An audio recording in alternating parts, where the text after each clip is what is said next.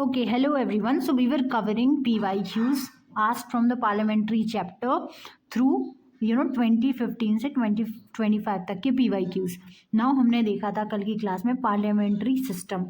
What are the features? Merits क्या हैं, demerits क्या हैं, advantages, disadvantages of presidential system और किस तरीके से there can be a distinction that can be asked in the examination कि इन दोनों में डिस्टिंक्शन क्या है and that can be a probable mains question as well क्योंकि पूछा जाता है. सोबरानिटी में डिफरेंस क्या है, ब्रिटेन की सोबरानिटी और इंडिया की सोबरानिटी जो है पार्लियामेंट की, how it is different. So now we are covering the parliament chapter. देखो पार्लियामेंट में बहुत सारी चीज़ें हैं but we will do question by question ताकि हमारा जो पूरा का पूरा टॉपिक कवर हो जाए. अभी यहाँ पे पूछा जा रहा है कि कभी कभी क्या होता है ना, पार्लियामेंट को देखो यहाँ पे है एक स्टेट लिस्ट और concurrent list, central list and residuary list. तो एक लिस्ट होती है 7 शेड्यूल है, वहाँ पे एक लिस्ट है, 3 लिस्ट है बेसिकली. यहाँ पे सेंटर जो लिस्ट पे रूल्स और रेगुलेशंस बनाता है वो सेंटर में है, स्टेट जो बनाता है वो स्टेट लिस्ट में है, और जो दोनों बना सकते हैं वहाँ कॉन्करेंट लिस्ट में है, और एक और जो है जिसका केवल तीनों लिस्ट में नहीं है, वो सेंटर ही लॉ बनाता है उस पर, वो है रेसिडरी लिस्ट. अब यहाँ पे पूछा गया है कभी कभी क्या होता है कि पार्लियामेंट जो है वो स्टेट के लिस्ट पे, जो स्टेट लिस्ट है उसके जो सब्जेक्ट्स हैं उस पर भी लॉ बना सकता है, गिवन कि वो एक नेशनल इंटरेस्ट में ही लॉ बना रहा है. तो कैसी कंडीशन में?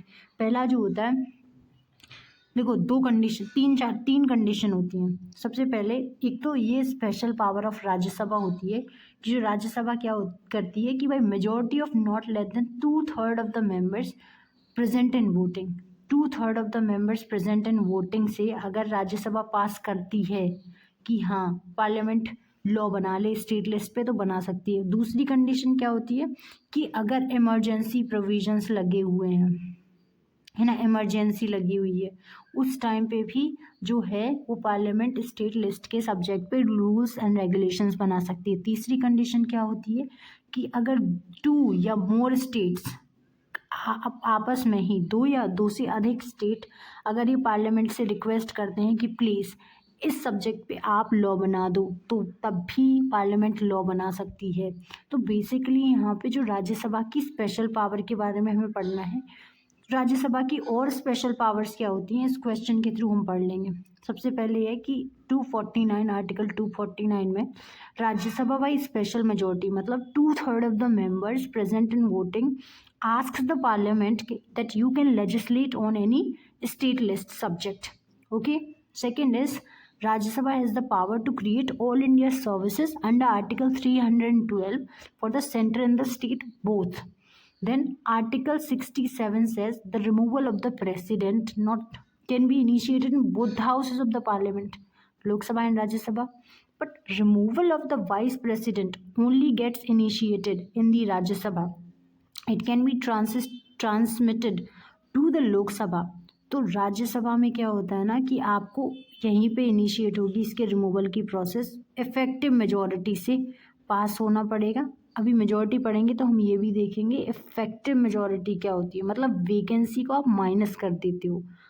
और जब राज्यसभा के बाद लोकसभा में वो ट्रांसमिट होता है बिल, तो लोकसभा को सिंपल मेजॉरिटी से करना पड़ता है. एंड इमरजेंसी के टाइम पे भी क्या कर सकते हैं, जो they can legislate on such bills.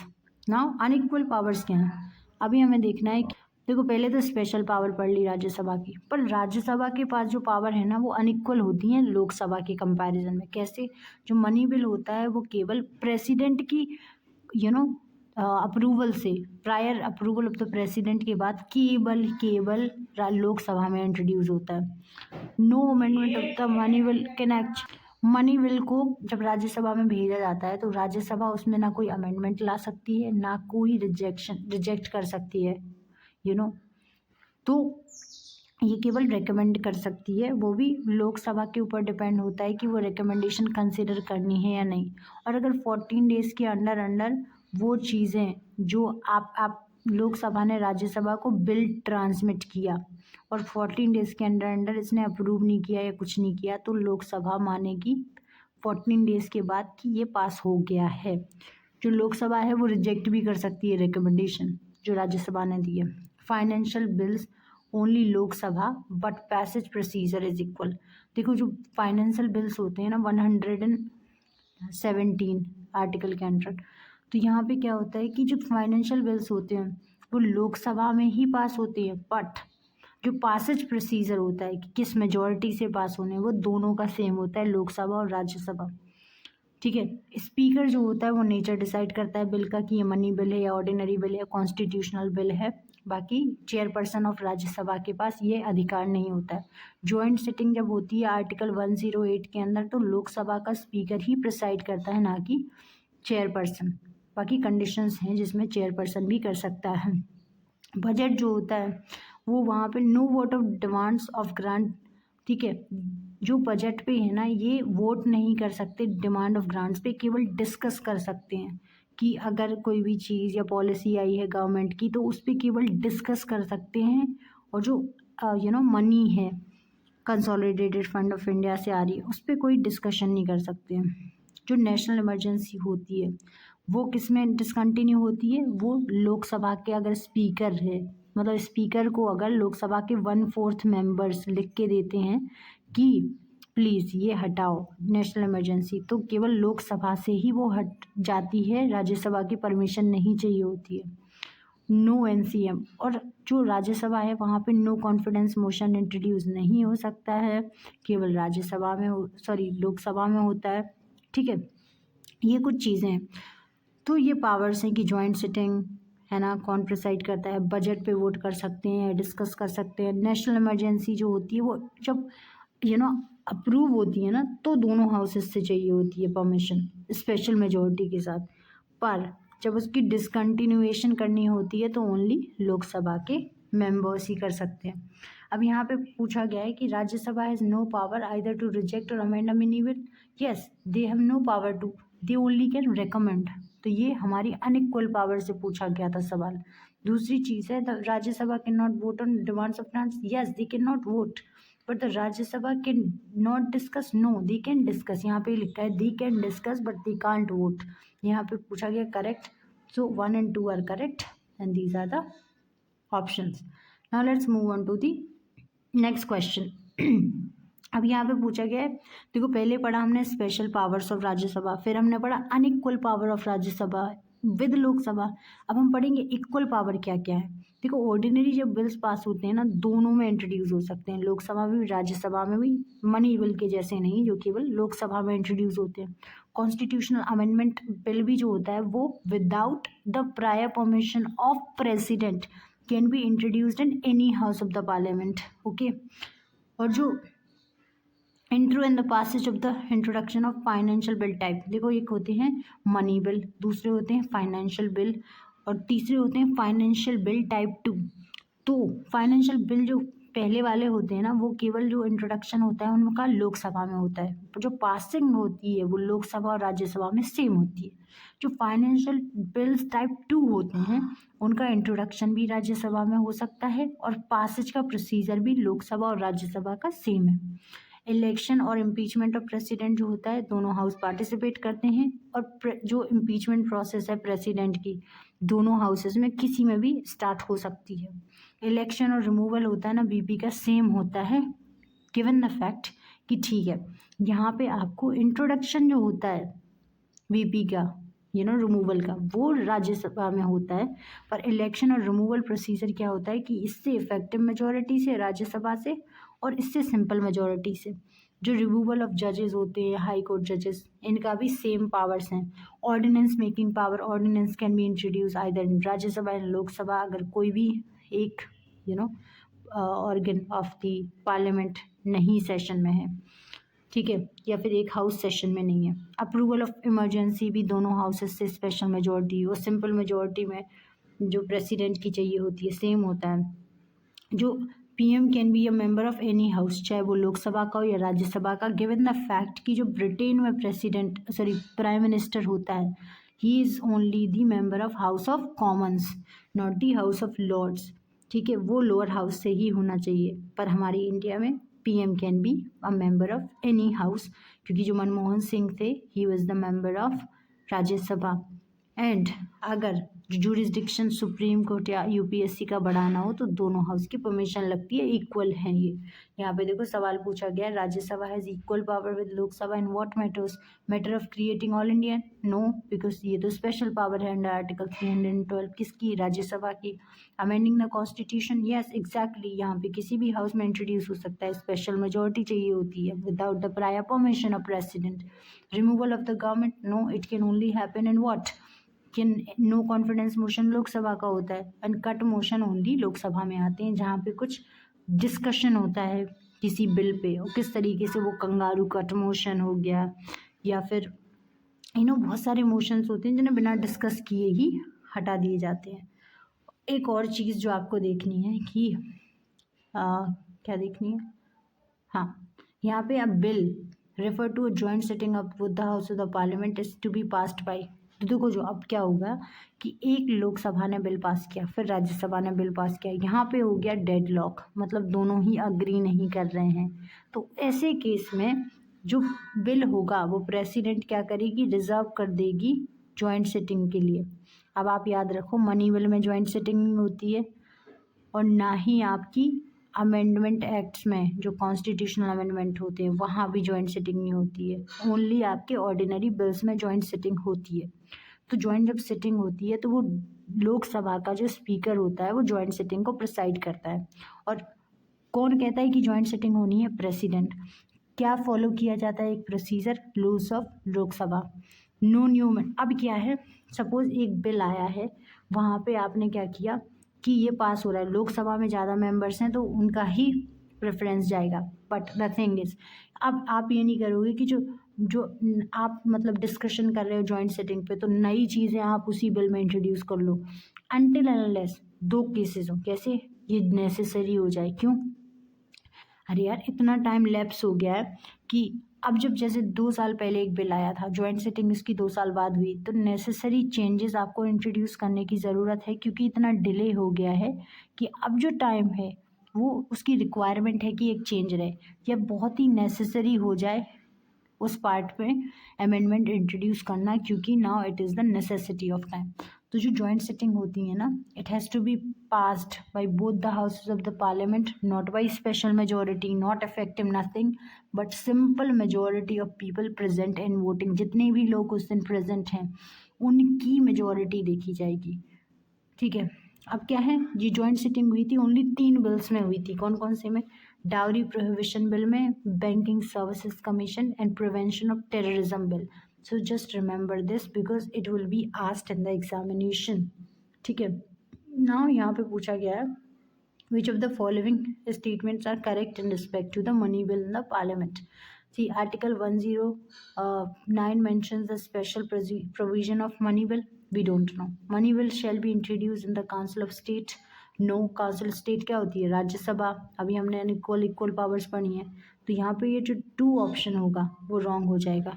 Wait a second, ठीक है। यहाँ पे पूछा गया है the money will shall not be introduced in the council of states, yes this is correct, 2 is correct. यहाँ पे मुझे लगा कि गलत है, क्योंकि it can not be introduce. यहाँ पे बताना है select the using the code, क्या हमें करना है, करेक्ट चीज़ पूछी गई है, तो ये दिस इज करेक्ट, तो जिसमें 2 नहीं है उसको हटाओ पहले, this is removed. Amendment to a money bill suggested by Lok Sabha have to be accepted by the Lok Sabha, नहीं, जो भी राज्यसभा सजेस्ट करेगी ज़रूरी नहीं वो एक्सेप्ट करना, तो 4 आप हटा सकते जिसमें भी हो, ओनली 1 में ही था। फिर the Rajya Sabha can either approve the bill or suggest changes but can not reject it, yes 3 is also correct, तो 2 और 3 जिसमें है वो आपके करेक्ट हो गए। बट एंड जो स्पेशल प्रोविजन होता है with respect to money bill, it is mention under article 109, तो 1 इज करेक्ट, 2 इज करेक्ट, क्योंकि money bill can not be introduce in the council of state, तो 2 is correct, 1 is correct, 3 is also correct, because Rajya Sabha can either approve the bill or suggest changes, which is completely at the discretion of Lok Sabha to accept the changes or not accept the changes. It is completely at discretion of Lok Sabha, but Rajya Sabha cannot reject it. So only 1, 2 and 3 are correct, but यहाँ पे जो बोला है ना have to be accepted मैंडेटोरली, नहीं वो गलत है। अब यहाँ पे आएंगे कि जो बिल्स आते हैं, जैसे लोकसभा में कोई बिल इंट्रोड्यूस हुआ और लोकसभा जो होगी डिसॉल्व हो गई, मतलब उसका टेन्योर खत्म हो गया या फिर नो कॉन्फिडेंस मोशन जो होगा वो डिफीट हो गया, तो यहाँ पे क्या होगा, तो बिल कैसे लैप्स होंगे। 3 केसेस होते हैं, वैसे होते तो बहुत सारे केसेस हैं पर let me introduce you to some cases. देखो, तो पहला केस है कि अगर कोई भी बिल लोकसभा में पेंडिंग है, चाहे वो ओरिजिनेट लोकसभा से हो रहा हो या नहीं हो रहा हो, इट विल लैप्स जब लोकसभा डिसॉल्व होगी। तो यहाँ पे पेंडिंग हो या फिर इंट्रोड्यूस हुआ हो, ये लैप्स हो जाएगा, ठीक है, चाहे वो ओरिजिनेट हुआ हो लोकसभा से या नहीं। तो पहली कंडीशन क्या है, let me just rephrase it to you, कि बिल जो है वो लोकसभा में आया, राज्यसभा ने एक बिल पास किया और लोकसभा में पेंडिंग है, तो क्या वो लैप्स हो जाएगा? यस। क्यों? क्योंकि अब लोकसभा डिसॉल्व होगी तो चेंजेस कौन करेगा। सेकंड कंडीशन है, जो बिल लोकसभा खुद पास कर रही है वो तो हो ही जाएगा इन द लोकसभा, लैप्स हो जाएगा चाहे वो लोकसभा से ओरिजिनेट हुआ है एंड ट्रांसमिटेड टू राज्यसभा। तो जो बिल इंट्रोड्यूस होते हैं लोकसभा में और पेंडिंग होते हैं लोकसभा में, वो लैप्स कर जाते हैं।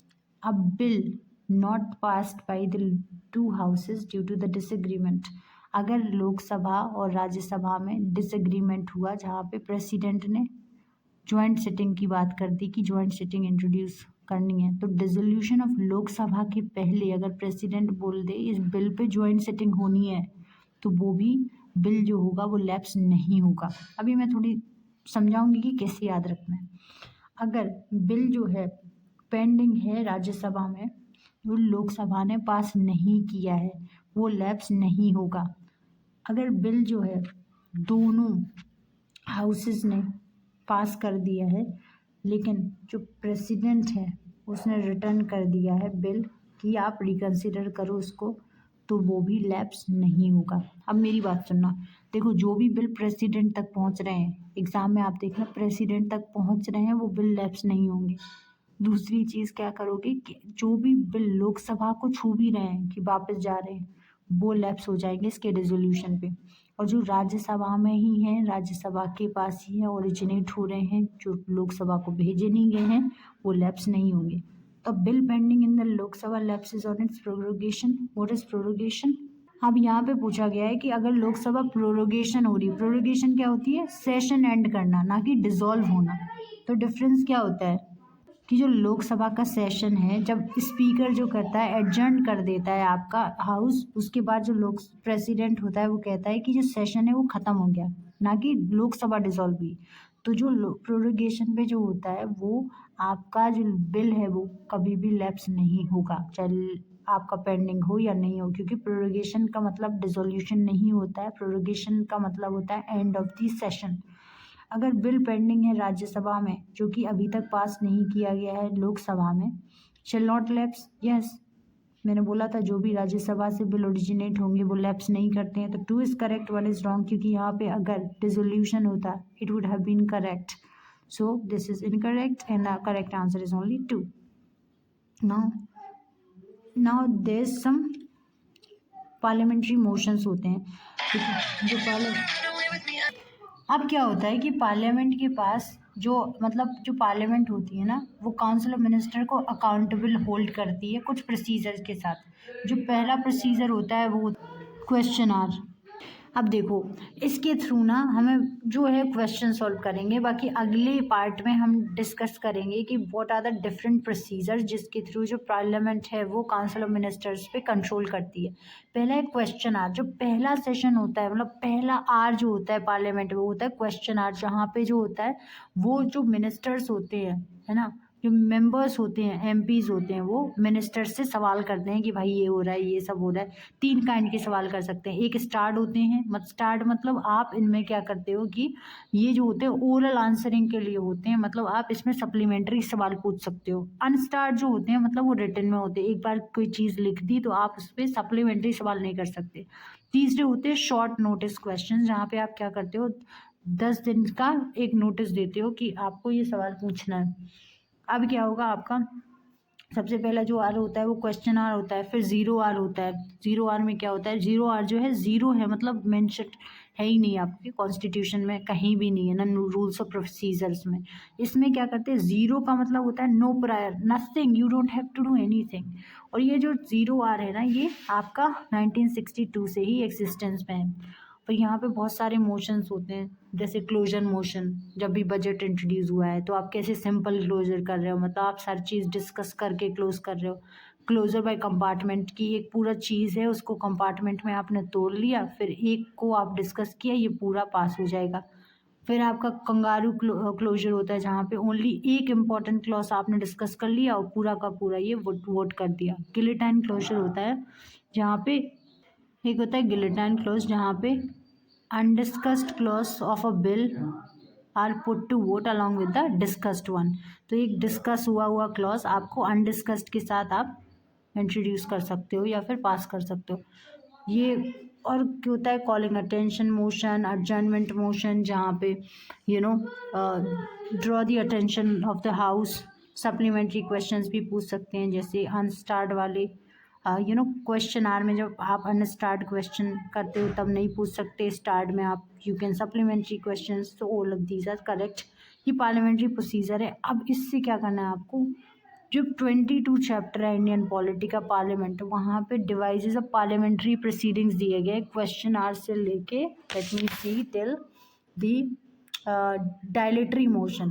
तो आपको ये सारी चीज़ें पढ़नी है। बाकी I will discuss all these in detail in the next video। शोर बहुत ज़्यादा है, that is why I'm not able to discuss it properly। Happy study till then, and please subscribe to my channel for more such videos। Thank you so much।